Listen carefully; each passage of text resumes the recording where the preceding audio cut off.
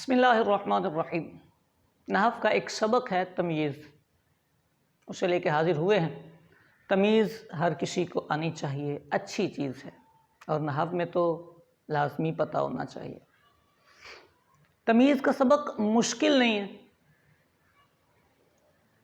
تمیز جو نحو میں استعمال ہوتا ہے لفظ، اس کا مطلب ہوتا ہے وہ اسم جو کسی مبہم لفظ یا نسبت سے ابہام کو دور کرے، جو کسی مبہم لفظ یا نسبت سے ابہام کو دور کرے اسے تمییز کہتے ہیں۔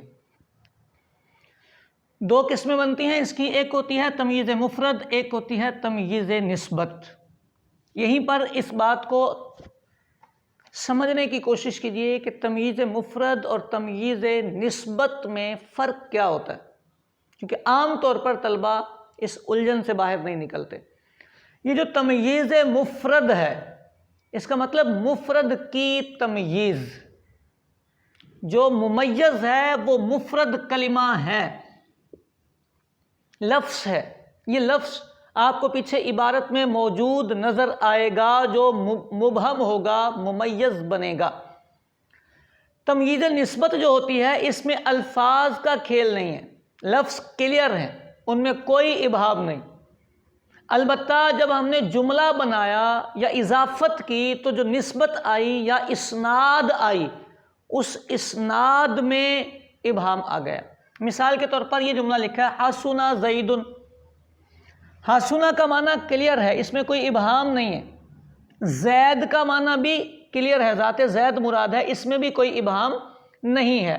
تو حسن اور زید میں کوئی ابہام نہیں، لیکن جب ہم نے یہ جملہ بنایا، فعل اور فاعل کو ملایا، تو فعل اور فاعل کی جب اسناد ہوئی تو اس اسناد میں آیا ابہام، اس اسناد میں پوشیدگی آئی کہ بھائی زید خوبصورت ہے، کس اعتبار سے، یہ نسبت کس وجہ سے کی گئی ہے، کس جہت سے کی گئی ہے۔ لہٰذا اس ابہام کو دور کرنے کے لیے لفظ استعمال کیا جاتا ہے، تو اسے کہتے ہیں تمییز۔ تو یہ والی جو تمییز ہوتی ہے، اس کا ممیز نسبت ہوتی ہے۔ تمییز نسبت، نسبت کی تمییز ہوتی ہے، لفظوں میں نسبت نہیں آتی۔ یہ والی جو تمییز ہے، یہ لفظوں میں ممیز موجود ہوگا۔ تو ہر دفعہ ممیز لفظوں میں آپ کو مل جائے یہ ضروری نہیں ہوتا۔ یعنی یہ پیار طلبہ جب ترکیب کرتے ہوئے جوڑنے کی کوشش کرتے ہیں تو وہاں یہ پریشانی ہوتی ہے کہ اس کا ممیز ملتا نہیں، تو وہ پھر کسی کو بھی بنانے کی کوشش کرتے ہیں، تو اس کا ممیز نہیں ملے گا آپ کو لفظوں میں۔ اب یہ جو تمییز مفرد ہوتی ہے، یہ اکثر مقادیر میں آتی ہے، مقداروں میں، جو آپ کے پیمانے ہوتے ہیں، اسکیل ہوتے ہیں۔ گنتی ہو گئی، وزن ہو گیا، ماپنے کے پیمانے ہو گئے، ناپنے کے پیمانے ہو گئے۔ یہ جو پیمانے، اسکیل جہاں ذکر کیے جاتے ہیں، یہ سارے مبہم ہوتے ہیں۔ اسکیل کے ساتھ جو چیز آپ تول رہے ہیں، گن رہے ہیں، ماپ رہے ہیں، ناپ رہے ہیں، اس کا ذکر ہونا ضروری ہوتا ہے، ورنہ پیمانہ بیکار ہو جاتا ہے۔ مثال کے طور پہ ایک بندہ بولتا ہے جاؤ یار جا کے 3 کلو لے آؤ، تو 3 کلو واضح نہیں ہے نا۔ 3 کلو کے ساتھ ایک لفظ اور آنا چاہیے جو بات کو واضح کر دے، ان 3 کلو کو کلیئر کر دے۔ 20 20 کلیئر نہیں ہے، لہذا درہمن لگانا پڑے گا۔ رتل، ایک رتل کلیئر نہیں ہے، کیا رتل اسکیل ہے، تو 1 رتل زیت تیل۔ سا بھی ایک پیمانہ ہے، اسکیل ہے۔ 1 سا گندم۔ زراع اردن، یہ سارے اسکیل ہیں۔ تو اسکیل جہاں بھی آئیں گے، چاہے وہ گنتی والا ہو، چاہے وہ ناپنے والا ہو، ماپنے والا ہو، تولنے والا ہو، تو اس میں اسکیل کے ساتھ جب بھی آپ ذکر کریں گے تو تمیز لائی جائے گی، وہ ممیز بنے گا، یہ تمیز بن جائے گی۔ اچھا، غیر مقادیر میں بھی استعمال ہوتا ہے۔ غیر مقادیر میں جہاں اس میں تام آتا ہے، تو اس میں تام جب عامل بنتا ہے تو یہ مبہم ہوتا ہے اور یہ تمیز کو نسب دیتا ہے، یہ تمیز کو نسب دیتا ہے اس میں تام کی بحث انشاءاللہ ہم اگلے لیکچر میں کریں گے۔ یہاں بس مثال پہ آپ اکتفا فرمائیں تاکہ کلپ لمبا نہ ہو۔ خاتم فضن، تو یہ جو فضن ہے یہ خاتم غیر مقدار لفظ ہے، انگوٹھی، اس کی تمیز ہے۔ ٹھیک ہو گئی بات، یہاں تک کی یہ بات ہوگی۔ اچھا، اس کا ترجمہ کا آپشن دیکھ لیں، اس کا ترجمہ بالکل سمپلی کیا جاتا ہے، پہلے ممیز کا ترجمہ کریں پھر تمیز کا ترجمہ کریں، اللہ اللہ خیر صلی، یعنی 20 درہمن 20 درہم، رطل زیتن 1 رطل تیل زیتون، ساء برن 1 سا گندم، 1 ذراع زمین. تو یوں یہ ترتیب سے ترجمہ ہوتا ہے، پہلے ممیز کا اور پھر تمیز کا. دوسری طرف ہم آتے ہیں تمیز نسبت پر.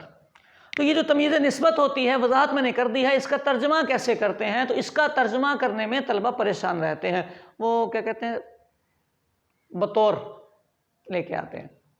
دیکھیں یہ جو تمیز نسبت ہوتی ہے منہاج والوں نے اسے لکھا ہے، دیگر کتابوں میں بھی یہ لکھا ہوا ہے، اگر یہ یاد کر لیں گے تو زندگی میں اس کا ترجمہ آپ کا خوبصورت ہو جائے گا. کہتے ہیں یہ جو تمیز نسبت ہوتی ہے یا تو محول عن المبتدا ہوتی ہے یا محول عن الفاعل ہوتی ہے یا محول عن المفعول ہوتی ہے. نہیں مشکل ہو گیا.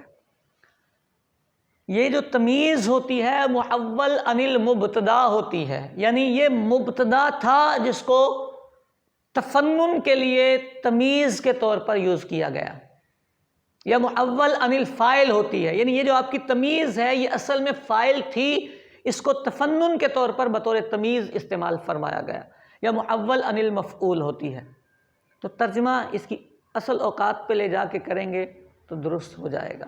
مثال کے طور پر ایک جملہ ہے انا اکثر من کا مالا، انا اکثر من کا مالا. آپ جو پرانا ترجمہ کرتے تھے اس کے حساب سے یہ بنتا ہے میں تم سے مال کے اعتبار سے زیادہ ہوں، میں تم سے مال کے اعتبار سے زیادہ ہوں. انا مبتدا ہے، اکثر اس کی خبر ہے، مالن جو ہے وہ تمیز ہے.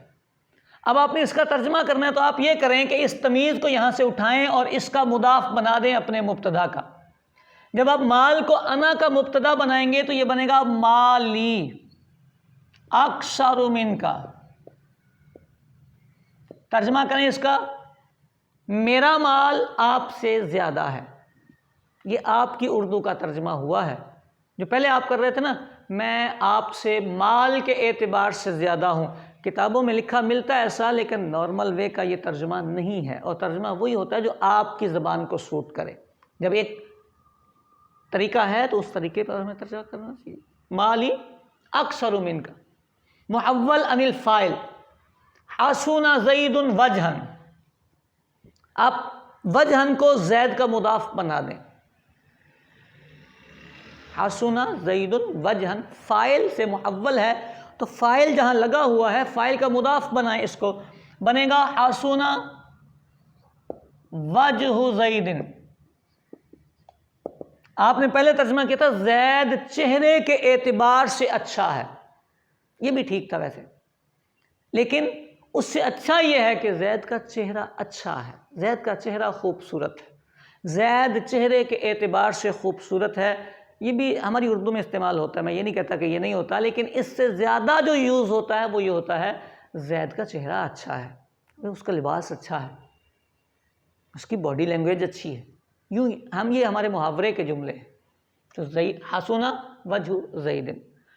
محول عن المفعول فجرنا الارض عیونا، ہم نے زمین کو پھاڑا چشموں کے اعتبار سے، بطور چشمہ ہم نے زمین کو پھاڑا بطور چشمہ. تمیز جو ہوئی آپ محول عن المفعول کریں نا، فجرنا الارض کہا تھا نا آپ نے، تو جہاں آپ کا مفعول ہے فجرنا، الارض سے پہلے عیون لگائیں، فجرنا عیون الارض، ہم نے زمین کے چشمے پھاڑے.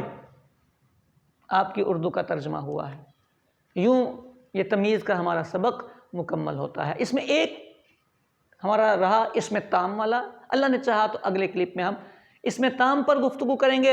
اور پھر ایک اور پوائنٹ طلبہ کے ذہن میں آیا ہوگا کہ جی گنتی کی تمیز تو ہمیں سکھانی چاہیے، موقع ملا تو اس پر بھی ہم گفتگو کریں گے. انتظار کیجیے.